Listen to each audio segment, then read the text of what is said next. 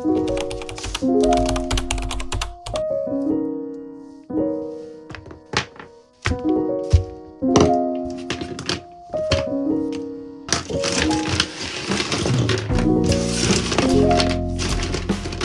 guys, and welcome back to my YouTube channel. Today we have such an exciting video that I've been wanting to film for so long, and I'm only just getting around to it, but that is my journal supplies video.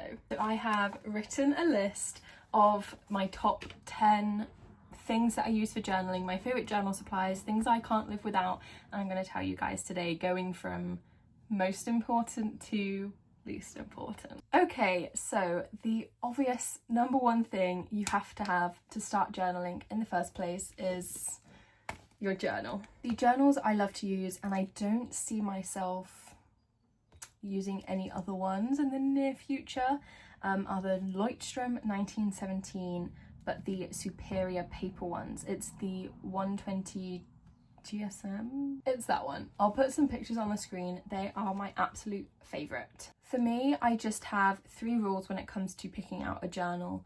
It now needs to be A5 size, which is obviously the size of this one. It needs to be either plain or dotted pages, and it needs to have thick pages. Now, I don't need it to have really thick art, you know, like watercolour quality paper, but I need it to not be flimsy, and I don't want any of my pens to shadow or bleed through the paper. So that is why I really like these. They also come in some really nice colours. I do wish that this style of the Leuchtturm would come in all of the colours. So the Leuchtturm 1917 journal is really popular, but I think that the standard one that they're known for the most is too thin for me.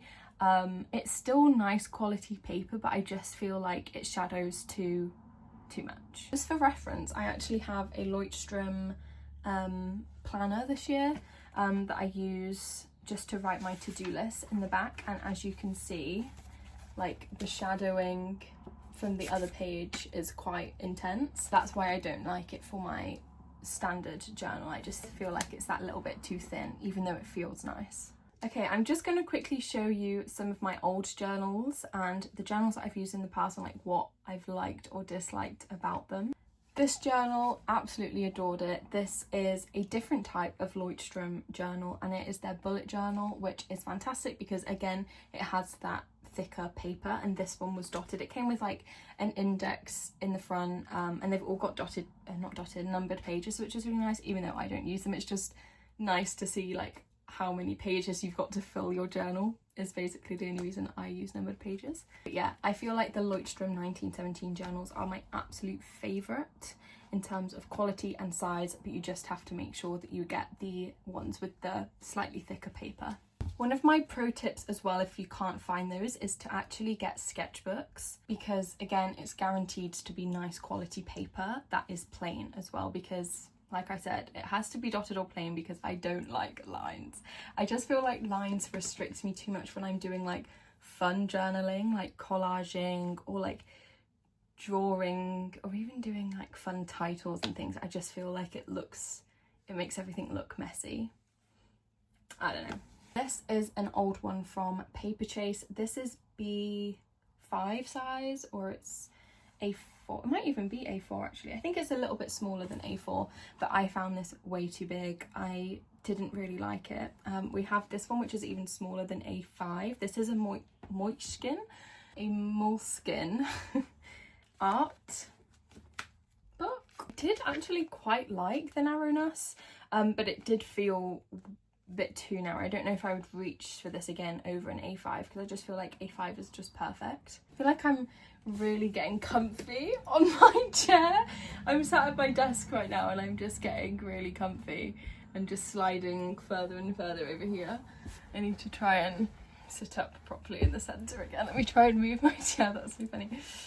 Okay, and now the next huge category that you can't really journal without is pens. Now this is my lovely pen pot. It does spin, there we go. I just got it from Amazon, and I love my pens. I always have done, as like ever since I was a child, I've always been a bit of a pen snob or just pen lover.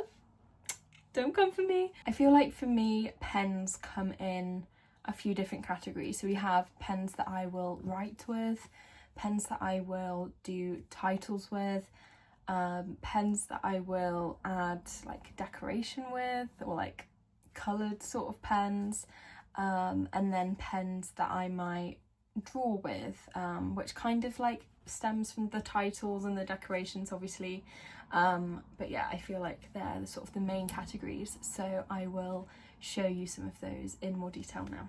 Okay, so we are starting this off by looking at all the pens that I will write with in my journal. At the moment, these are my favourite pens to do that with. They're both the same. They are the Pentel Energel, like gel pens, I suppose, in the 0.5 tip. Oh my god, I will literally use these for any piece of writing that I have in my journal or my planner at the moment. I am obsessed.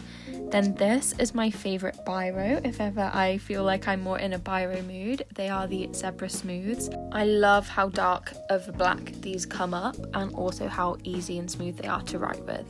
Now these are a new addition to my journaling must-haves, but they are fountain pens by the brand Kaweco, or Kaweco, however you say that, and they are amazing. They're pretty inexpensive, I would say, for a good fountain pen. They come in at about £25 each, but they write so smoothly. I have them in the medium tip, and I actually have two, so I have the Bordeaux colour and then the pink, and I have two different inks with them as well.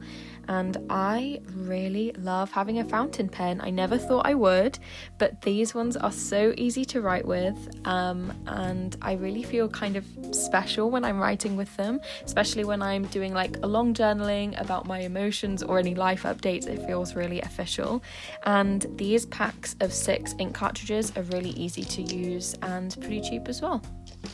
Then this category is all about the pens that I will sort of embellish with, and ones that I will do titles with, ones that I will do maybe like subtitles with, that kind of thing. So these 3 are really high up on that list for me, and they're the Tombow dual brush pens. I've always loved these, and I have them in 3 key colours. I think I have some other colours, but these are the ones that I reach for pretty much on a daily basis.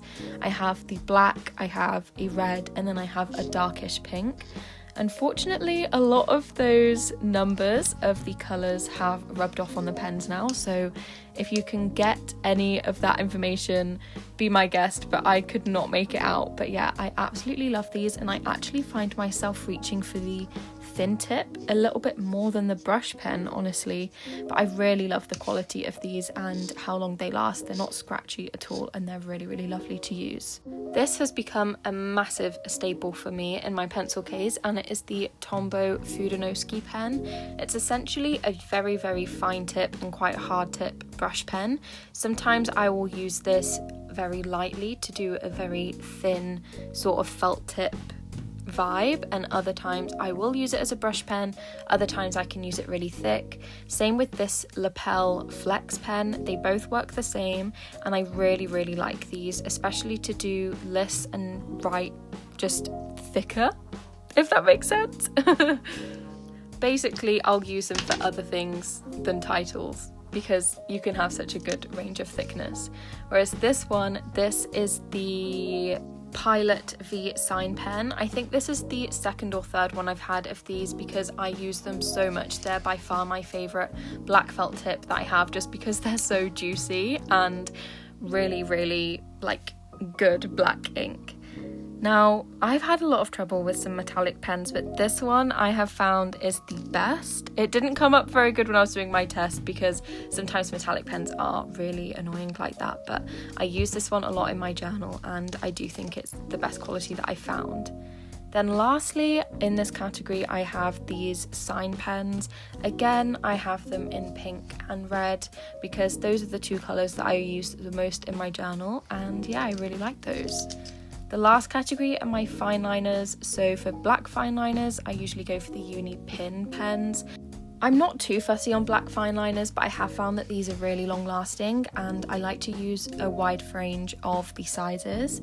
Another brand that I love is the Art Lines in the 0.5 nibs. These come in really great colours, and I have a lot of those colours here. So I have obviously pink and red again, but I've also been trying to get a lot of blue stationery recently, like a new blue Tombow brush pen as well, because I'm going to camp this summer and my camp colours are blue and white. So I have really been stocking up on my blue pens and trying to steer away from my pink and red a little bit, but let's be honest, I still have so many pink and red pens because that's just what I love to use the most. Easily my favourite section, and would be number one if it wasn't for the fact that I had to include journal and pens, is stickers. You guys should know by now how much I love stickers. They are my love language, they are my guilty pleasure, they are my favourite thing to buy and collect and hoard and use in my journal. I just love and adore stickers. But I'm not going to go into too much detail waffling on about my love for stickers in this video, because literally the last video that I uploaded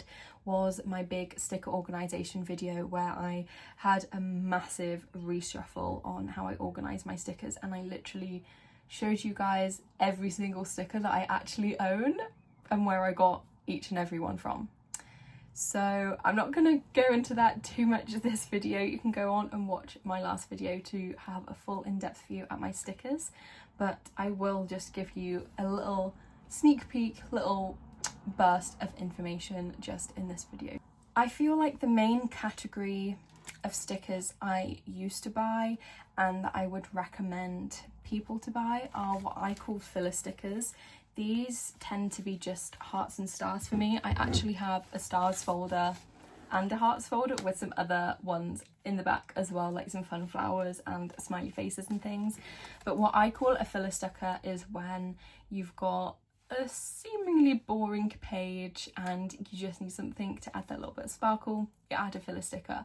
Or if you are doing like a junk page or a collage and you just feel like it's missing that something and you want to put loads of filler stickers on the page to sort of tie it all together, add some more colour, maybe create your colour scheme or go with it, filler stickers. Also, filler stickers are so cheap. I get most of mine from Amazon by just searching up heart stickers or star stickers, and so many will come up. And then the next big thing I have are these sticker collecting books, which again I just buy from Amazon. They've got sticker release paper in them and you can just stick all of your stickers in here to save space and organise them. For a more in-depth look into my sticker books, go on and watch my last video, because I pointed out every single sticker in all three of my books in detail. And I think it's a pretty fun video. I love looking at stickers, so if I haven't plugged it enough already, go watch that video. The last thing I'm going to talk about in this category is the Ransom Note sticker book. If you're going to buy any sticker book, let it be this one. Oh my god, this has been so good. I am somebody who never had alphabet stickers in their journal. I would only write cool fonts and write my own titles, because I hated with a passion when you would buy a sheet of alphabet stickers and they would only give you like 3 E's, and within like one journal spread or maybe 2 the stickers were just unusable. But this is literally a whole book dedicated to alphabet stickers, and they're the style of stickers where it looks like a magazine or a newspaper letter cutting, which I absolutely love. And I used to spend a ridiculous amount of time doing this by hand from old magazines, so the fact that it is now a book makes me so happy.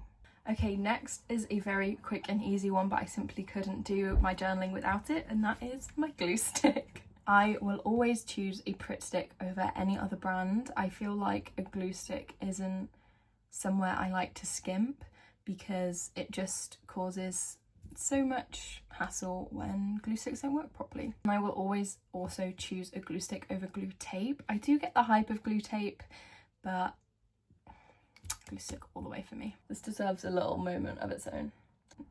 I love my Pritt stick. So next up is something that I've only recently started doing as a way of organising it, and I am absolutely loving it, and that is my junk folder.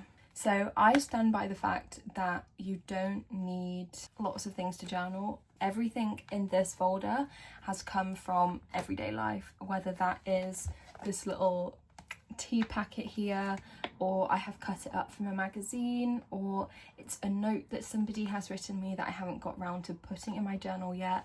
Anything in here is like a to be journaled folder. Whenever I'm stuck for ideas, I will revert back to this and see if there's anything that I can work with and use on that page. And it also keeps my desk drawers tidy, because I used to just kind of chuck it in my old desk drawers and they would be very messy. So I much prefer doing this. It's just a nice little size. This is an A5 size plastic wallet, and it's just the perfect size to keep in there. And whenever you get something that you might want to journal with, or you just want to keep, like a receipt or something, you can just put it straight in here. I honestly think one of the biggest arts of journaling is the art of noticing and really seeing the potential for art in mundane things. Okay, so number 6 on my journal supplies list is my scrap paper folders, which fall into 3 categories, 3 different folders. The first one is the scrap paper, the pattern paper, the fun paper. The next one is my plain coloured paper, and the third one is my neutral paper with white, black, brown and lined paper pages as well. Here they are all lined up one by one, and this system really works for me, so I hope it can give you guys some ideas too. This is what I mean by my colourful and fun paper. I have lots of different types in here, so I have paper bags that I have kept, tissue paper, old wrapping paper that I've kept. This is also a backing to a sticker sheet. Like, honestly, anything that's kind of fun related I will keep in this folder. Then this is just my coloured paper, so everything in here I have bought myself. And then lastly is my neutrals, so I have some magazine text in there, which is great for backgrounds, brown paper, which I often get from brown paper bags, and then lots of lined paper, which I will rip out from some of my notebooks, especially if I'm getting rid of, donating or like recycling notebooks. Sometimes I will rip out the lined pages in there first so I can use them in my journal, because it does mix up the fun vibe. Alongside this as well, I also store my magazine cutouts. A lot of my magazine cutouts have actually come from free magazines, and that's something that I get comments on a lot over TikTok and YouTube, whatever. And honestly, free magazines are more out there than you realise.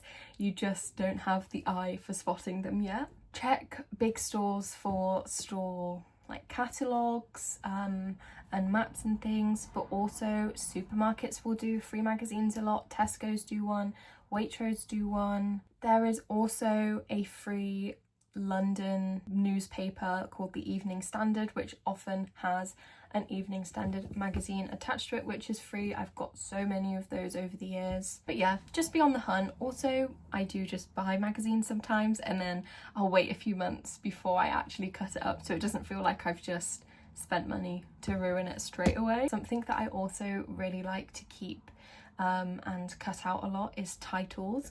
Titles in magazines sometimes will quite often inspire a whole journal page, for example, and it's definitely something to sort of like have your eye on as you're cutting up a magazine. So I organise my magazine cutouts into an A4 display folder like this. It used to be a lot more organised with different folders, like individual wallets being for different things like illustration, food, text, celebrities, landscapes, fun backgrounds or florals, anything like that.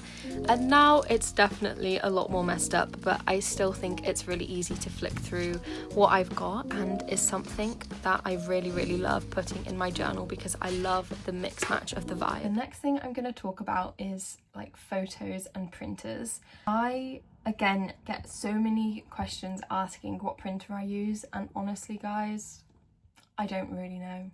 It is the office printer that my dad bought when I was, I don't know, a child. We haven't changed it since, at least I don't think we have. But it serves the purpose. I know it's a Canon printer, but honestly, just do your own research into what you think you need in a printer and how much you want to spend. 2 more printer options. The first is a website called Freeprints. I have loved this brand for so long. It's where I print out all of my photos that go into photo albums, and it's actually also where I printed out all of my posters for my uni wall. This isn't also sponsored by Freeprints. I feel like I have to say that now and it makes me sound like such an official like YouTuber, but no, this is not sponsored by Freeprints. I just think it's a really cool brand. They give you 45 free 6x4 pictures a month as long as you pay for the delivery. The delivery is like £3.50 I think. And yeah, that's another great way to put pictures into your journal if you don't have like a standard printer. The last thing I have is the HP Sprocket. Now this was gifted to me, but I am not sponsored to say this right now. I genuinely love this. It is expensive, and the refill printer pages, or like the stickers, because the really cool thing about the HP Sprocket is that every photo comes out as a sticker, and it is really good quality, but they are expensive to repurchase. So since sort of getting over the hype of how good this thing is, I haven't really used it in my day-to-day journaling, but I will be 1000% taking this with me to America this summer, and it's really good to take while you're traveling. Usually with travel journals, journaling on the go, you can't have access to a printer, which is why I think this is a fantastic idea. But yeah, it is a little bit expensive, and sometimes the colours aren't quite as accurate, but I would still definitely recommend this. Now, the next thing I can't believe is this far down on the list, but that is washi tape. You guys will of course know what washi tape is. We all know and love it, and I have loved washi tape in this journal specifically so much. I feel like I always loved buying washi tape, but I didn't use it that much. I am definitely a sticker girl over a washi tape girl, but I have been using washi tape, like I said, so much in this current journal. I really enjoy doing washi tape borders, and I have just had a lot more fun with it. Okay, we should be on number 9 if my calculations are correct, and that I'm going to talk about is post-it notes. Post-it notes can be such an easy and cheap way to change up the dynamic on your journal page and add something extra, especially when you don't actually have a lot to write about. A lot of my post-it notes have come from Tiger, Flying Tiger. They have some really great ones, including these and the hearts. But yeah, I would definitely recommend just using post-it notes. I think they can add a really fun colour, and you can find some really cute ones these days. Okay, we have made it to number 10, right at the end. This is right at the end because I sometimes even forget to use them, but when I do, I'm always like, oh, I should use them so much more, and that is stamps. My newest obsession though are these Midori paintable, like pre-inked stamps. Just any pre-inked stamps in general. They are so much cleaner, so much easier. You can so easily just put this into a pencil case when you're traveling or whatever, not have to worry about an ink pad. They are so mess-free and easy to use, and I've heard last a really long time as well. As you can see here through my lovely demonstration, they are just so easy to use, and I just love how clean they are. I love that you don't have to use an ink pad. It just makes it so easy, and they really are quite mess free. I mean, obviously if you try and smudge it immediately after stamping, then yeah, it's probably going to smudge, but it does not take a long time to dry at all, and you can still change the thickness depending on how hard you press, like I am showing you guys here.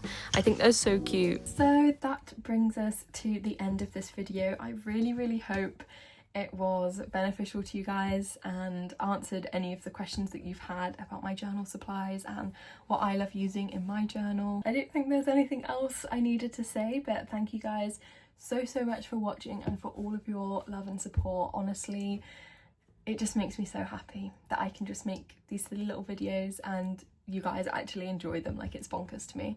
But yeah, thank you so much for watching, guys, and I'll see you in the next video. Bye!